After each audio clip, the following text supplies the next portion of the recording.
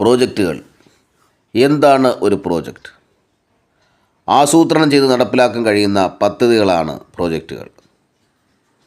ഒരു പ്രോജക്റ്റിൽ വ്യക്തമായ ലക്ഷ്യങ്ങളും നടപ്പിലാക്കേണ്ട മേഖലയും കാലയളവും കൃത്യമായി പ്രതിപാദിച്ചിരിക്കും. എന്താണ് പ്രോജക്റ്റ്? പ്രോജക്റ്റ് എന്ന് പറയുന്നത് ആസൂത്രണം ചെയ്ത് നടപ്പിലാക്കാൻ കഴിയുന്ന പദ്ധതികളെയാണ് പ്രോജക്റ്റ് എന്ന് പറയുന്നത്. ആസൂത്രണം ചെയ്ത് നടപ്പിലാക്കാൻ കഴിയുന്ന പദ്ധതികളെയാണ് പ്രോജക്റ്റ് എന്ന് പറയുന്നത്. ഒരു പ്രോജക്റ്റിൽ വ്യക്തമായ ലക്ഷ്യങ്ങളും നടപ്പിലാക്കേണ്ട മേഖലയും കാലയളവും കൃത്യമായി പ്രതിപാദിച്ചിരിക്കും. പ്രോജക്റ്റ് രൂപീകരണത്തിൽ നടപടിക്രമങ്ങൾ. ഒരു പ്രോജക്റ്റ് ഉണ്ടാക്കുവാൻ സ്വീകരിക്കേണ്ട പ്രധാന കാര്യങ്ങൾ താഴെ പറയുന്നു. പ്രശ്നത്തെ തിരിച്ചറിയുക അഥവാ പഠനമേഖല നിർണ്ണയിക്കുക.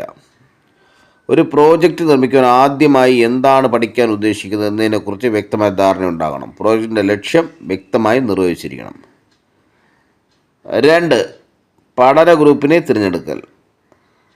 പഠന മേഖലയ്ക്ക് അനുസൃതമായാണ് പഠനത്തിലുള്ള ഗ്രൂപ്പിനെ തിരഞ്ഞെടുക്കേണ്ടതും ചോദ്യാവലി തയ്യാറാക്കേണ്ടതും. ഉദാഹരണമായി കാറിൻ്റെ വിപണിയെക്കുറിച്ച് പഠിക്കുവാൻ ദാരിദ്ര്യക്ക് താഴെയുള്ളവരെ സമീപിച്ചിട്ട് കാര്യമില്ല. അപ്പോൾ പഠന ഗ്രൂപ്പിനെ തിരഞ്ഞെടുക്കൽ. 3. ദത്തങ്ങളുടെ ശേഖരണം.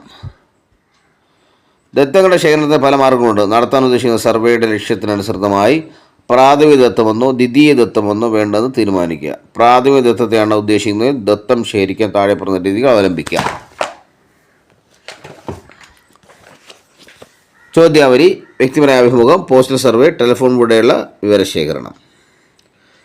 ദ്വിതീയ ദത്തമാണ് ഉപയോഗിക്കാൻ ഉദ്ദേശിക്കുക. അപ്പോൾ പ്രസിദ്ധീകരിച്ചതുമായ ഇടപെടലുകൾ ശേഖരിക്കാവുന്നതാണ്. സമയക്കുറവ്, പണദൗർലഭ്യം തുടങ്ങിയ സാഹചര്യങ്ങളിൽ ദ്വിതീയ ദത്തം ഉപയോഗിക്കുന്നതാണ് നല്ലത്. പ്രാഥമിക ദത്തങ്ങളുടെ ധ്യാനത്തിന് സെൻസസ് രീതിയോ സ്ലാപ്പിംഗ് രീതിയോ അവലംബിക്കാവുന്നതാണ്. അടുത്തത് ദത്തങ്ങളുടെ വർഗീകരണവും അവതരണവും. വ്യക്തത കിട്ടുന്ന തരത്തിൽ ശേഖരിച്ച ഡാറ്റയെ പട്ടികയിലൂടെയും ഡയഗ്രത്തിലൂടെയും അവതരിപ്പിക്കണം.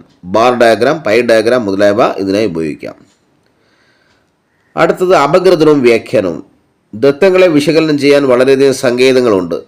കേന്ദ്രീയ പ്രവണതകളുടെ മാധ്യം, മീഡിയൻ, മോഡ് കൂടാതെ വ്യതിയാന അളവുകളുടെ range, quarter deviation, standard deviation തുടങ്ങിയവയും ഉപയോഗിക്കാം.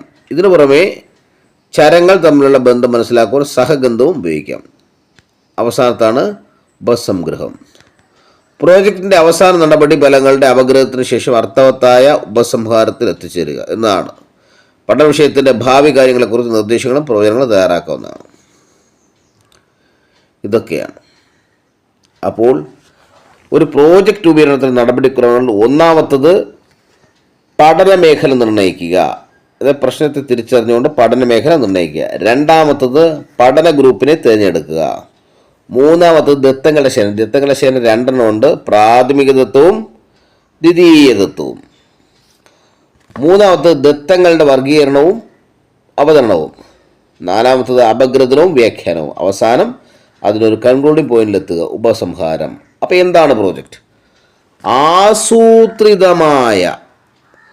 ആസൂത്രണം ചെയ്ത് നടപ്പിലാക്കാൻ കഴിയുന്ന പദ്ധതികളെയാണ് പ്രോജക്റ്റുകൾ എന്ന് പറയുന്നത്. ആസൂത്രണം ചെയ്ത് നടപ്പിലാക്കാൻ കഴിയുന്ന പദ്ധതികളാണ് പ്രോജക്റ്റ് എന്ന് പറയുന്നത്. ഒരു പ്രോജക്റ്റ് വ്യക്തമായ ലക്ഷ്യങ്ങൾ, നടപ്പിലാക്കേണ്ട മേഖലയും കാലയളവും കൃത്യമായി പ്രതിപാദിച്ചിരിക്കും.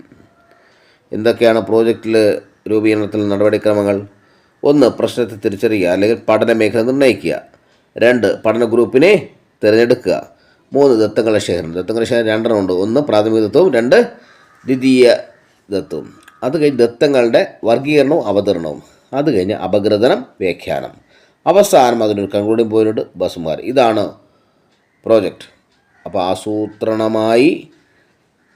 ആസൂത്രണം ചെയ്ത് നടപ്പിലാക്കാൻ കഴിയുന്ന പദ്ധതികളാണ് പ്രോജക്റ്റ്. ഒരു പ്രോജക്റ്റ് വ്യക്തമായ ലക്ഷ്യങ്ങളും നടപ്പിലാക്കേണ്ട മേഖലയും കാലയളവും ഉണ്ട്. അപ്പം നടപ്പിലാക്കേണ്ട മേഖല ഉണ്ടാവും, കാലയളവ് ഉണ്ടാവും, ലക്ഷ്യങ്ങളുണ്ടാവും. അപ്പോൾ വ്യക്തമായ ലക്ഷ്യങ്ങളും നടപ്പിലാക്കേണ്ട മേഖലയും കാലയളവും കൃത്യമായി പ്രതിപാദിച്ചിരിക്കുന്നതാണ് പ്രോജക്റ്റുകൾ.